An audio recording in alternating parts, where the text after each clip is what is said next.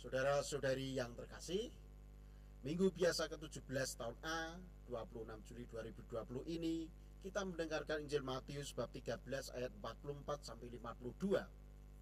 Tuhan Yesus mengenai kerajaan Allah lebih lanjut menjelaskannya dengan perumpamaan harta, mutiara, dan ikan-ikan yang dijala dengan jala yang begitu besar atau pukat. Hal ini menggambarkan semangat yang harus ada dalam menghayati kerajaan Allah, mengungkapkan nilai tinggi kerajaan Allah, menyatakan sukacita yang ditimbulkan oleh kerajaan Allah itu. Perumpamaan tentang pukat menyatakan bahwa akhirnya Allah sendiri yang menang. Ia menghakimi semua untuk terakhir kalinya. Ia memisahkan orang-orang baik dari orang-orang jahat. Orang-orang yang benar dan baik itu menerima anugerah bahagia abadi, sementara orang-orang jahat menerima hukuman yang adil sesuai dengan tingkat dan jumlah kejahatan mereka. Pada ayat 52 berkatalah Yesus, setiap ahli Taurat yang menerima pelajaran hal kerajaan surga itu seumpama tuan rumah yang mengeluarkan harta yang baru dan yang lama dari perbendaharaannya. Artinya, kedatangan kerajaan Allah dalam Yesus Kristus, yaitu kerajaan damai, cinta kasih, dan kebenaran serta keadilan itu, merupakan pemenuhan kerinduan orang-orang beriman sejak zaman perjanjian lama. Yang baru telah tiba, yaitu Yesus Kristus dan kerajaannya. Itulah gaya sastra perumpamaan. Saudara-saudari, lalu apa aplikasinya bagi kita di masa pandemi ini? Kini mari kita mainkan ilmu sastra yang lain dalam kitab suci, yaitu paralelisme.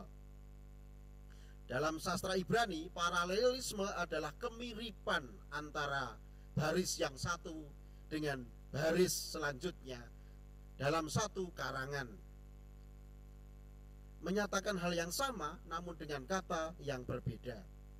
Kita lihat kata kerajaan Allah dalam suatu tubuh karangan yang disebut doa Bapa Kami. Dalam doa Bapa Kami, di satu barisnya ada kalimat, datanglah kerajaanmu.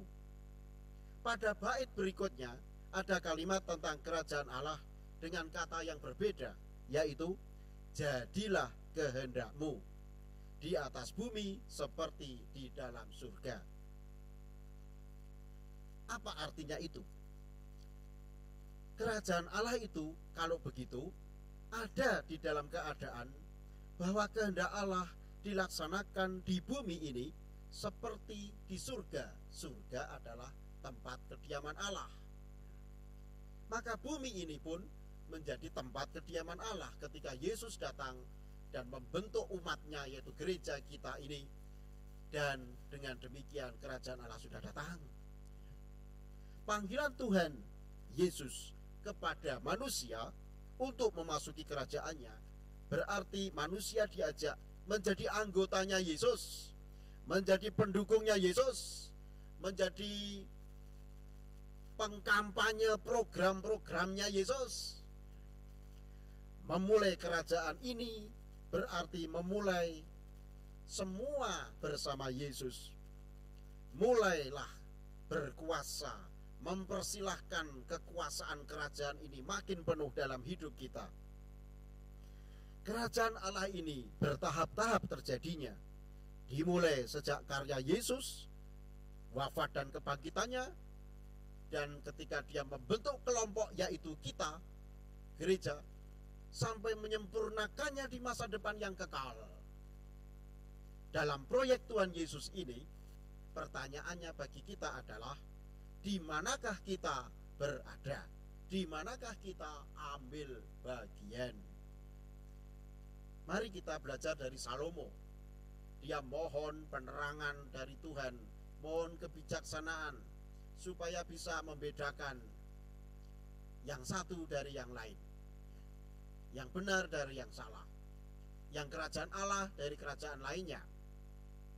Mari kita pertimbangkan dan putuskan untuk bertindak, berperan dalam kerajaan Allah saat ini. Kerajaan keadilan, damai, sukacita, kebenaran, cinta kasih.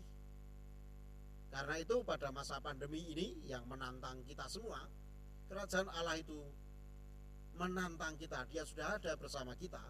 Mari kita wujudkan keadilan, kedamaian, keselamatan di bumi ini, di rumah, di antara tetangga kanan kiri, di antara tempat kerja, saudara-saudari kita, tempat kita bergaul, walaupun kita physical distancing, social distancing, tetapi kita bisa mewujudkan kerajaan Allah itu dengan cara-cara kreatif di masa kini. Kita mohon Roh Kudus membimbing kita agar kita sanggup melaksanakan dengan kuat kuasanya saja.